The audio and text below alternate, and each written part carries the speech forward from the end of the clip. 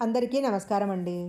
మానవకాంతగా జన్మించి కూడా రంగనాథుని తన నాథునిగా చేసుకున్న గోదాదేవి గురించి ఇప్పుడు మనం ఈ వీడియోలో తెలుసుకుందాము.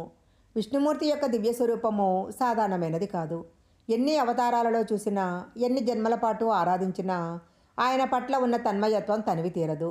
శాశ్వతంగా ఆయనలో ఐక్యమైతే తప్ప ఆ కోరికకు అంతముండదు. శ్రీ విల్లీపుత్తూరులో విష్ణుచిత్తుడనే గొప్ప భక్తుడు ఉండేవాడు. ఈ విల్లీపుత్తూరులోనే శ్రీకృష్ణుడు మర్రియాకు మీద తేలియాడుతూ లోకాన్ని రక్షించాడని నమ్ముతుంటారు. అందుకే ఇక్కడ ఆలయంలో ప్రధాన దైవము చిన్ని కృష్ణుడు. నిత్యము ఆ కృష్ణునికి పుష్పమాలను అర్పిస్తూ తన జీవితాన్ని ధన్యం చేసుకునేవాడు విష్ణుచిత్తుడు. నిజానికి విష్ణుచిత్తుని అసలు పేరు భట్టనాథుడు.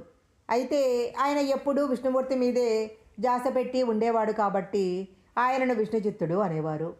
విష్ణుచిత్తుడు సాక్షాత్తు విష్ణుమూర్తిని దర్శించి ఆయనకు మంగళశాసనాలు అర్పించినట్లు ఒక కథ ప్రచారంలో ఉంది.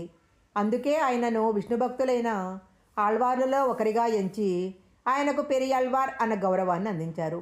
అలాంటి పెరియాళ్వార్ ఒకరోజు తులసి మొక్కల కోసం పాదులు తీస్తున్నప్పుడు ఒక చిన్నారి కనిపించింది. ఆమెను సాక్షాత్తు భగవంతుని ప్రసాదంగా భావించి ఆమెను పెంచుకోసాగాడు విష్ణుచిత్తుడు. ఆమెకు కోదై అన్న పేరు పెట్టి గారాభంగా పెంచసాగాడు. ఆ పేరే క్రమంగా గోదాగా స్థిరపడింది. గోదాదేవి చిన్నప్పటి నుంచి కృష్ణుని లీలలను ఆడుతూ పాడుతూ పెరిగింది. కానీ యుక్త వయసు వచ్చేటప్పటికి ఆ భక్తి కాస్త ప్రేమగా మారిపోయింది. కళ్ళు మూసినా తెరిచినా ఆ నల్లని వాడే కనిపించసాగాడు.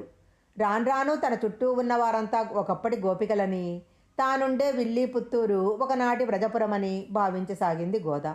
అంతేకాదు తన తండ్రి విష్ణుచిత్తుడు రోజు భగవంతుని కోసం రూపొందించే మాలలను ముందుగా తానే ధరించి తనలో తానే శ్రీకృష్ణుని చూసుకొని మురిసిపోయేది. ఈ దృశ్యం ఒకరోజు విష్ణుచిత్తుని కంట పడనే పడింది. తన కూతురు చేసిన పని వల్ల ఇన్నాళ్ళు దేవదేవుని పట్ల అపచారం జరిగిందని కృంగిపోయాడు. కానీ ఆ రోజు కృష్ణుడు అతనికి కలలో కనిపించి గోదాదేవి సాక్షాత్తు భూదేవి అవతారమని, ఆమె వేసుకున్న మాలలు ధరించటం వల్ల తనకు అపచారం కాదు కదా, ఆనందం కలుగుతుందని తెలియజేశాడు. అగ్నిలో ఆజ్యం పోసినట్లు ఇలాంటి సంఘటనలన్నీ గోదాదేవి మనసులో కృష్ణప్రేమను మరింతగా పెంచాయి. తనకు వివాహం అంటూ జరిగితే ఆయనతోనే జరగాలి అనుకుంది. అందుకోసం ఒకప్పుడు గోపికలు చేసిన కాత్యాయని వ్రతాన్ని మొదలుపెట్టింది.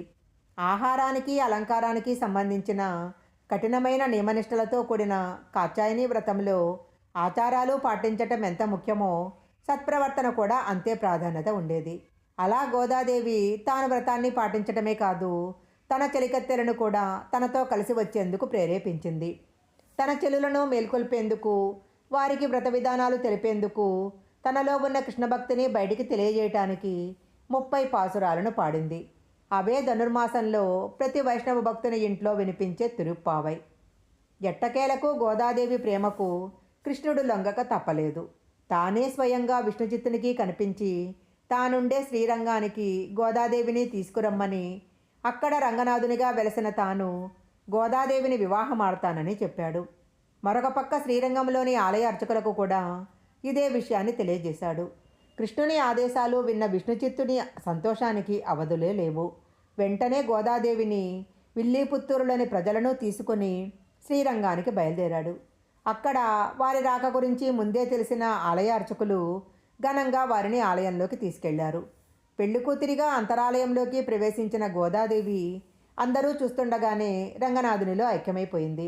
ఇదంతా మకర సంక్రాంతికి ముందు రోజైన భోగి రోజు జరిగింది.